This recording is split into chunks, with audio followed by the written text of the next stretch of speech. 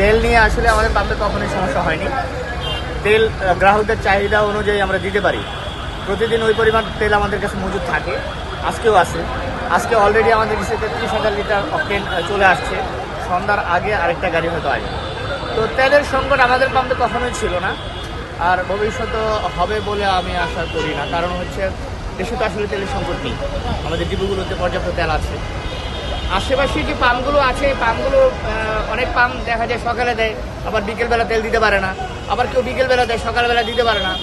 এই পাম্পগুলো বন্ধ থাকাতে আমাদের এই পাম্পগুলোতে, আমাদের এই পাম্প আছে, ট্রাস্ট আছে, এমন আরও কিছু কিছু পাম্পের উপর প্রেশার পড়ে যায়।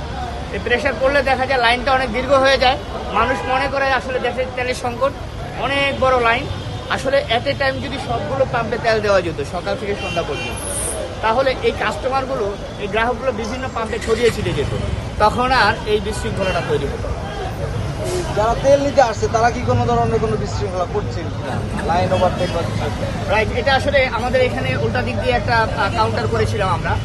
এটা হচ্ছে সাংবাদিক, তারপর প্রশাসনের লোক এবং লেডি বাইকারদের জন্য, এবং সরকারি গুরুত্বপূর্ণ কাজে যারা নিয়োজিত থাকে ভিআইপিদের জন্য এই কাউন্টারটা আমরা আলাদা করেছিলাম।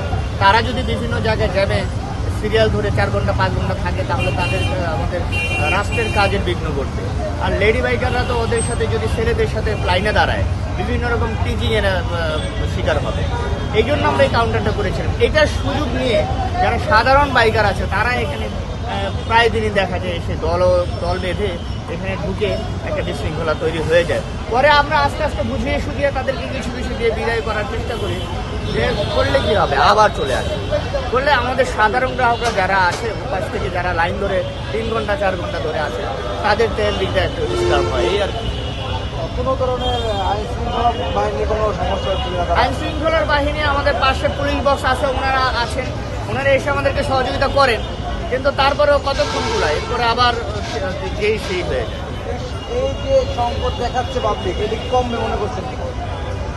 এটা আসলে গ্রাহকদের সচেতনতা যদি না আসে, অতিরিক্ত তেল নেওয়ার যে প্রবণতা এটা যদি না কাটে, আর পাম্পগুলো যদি এট এ টাইম যদি তেল না দিতে পারে, তাহলে এই সংকট কাটতে একটু কষ্টই হবে।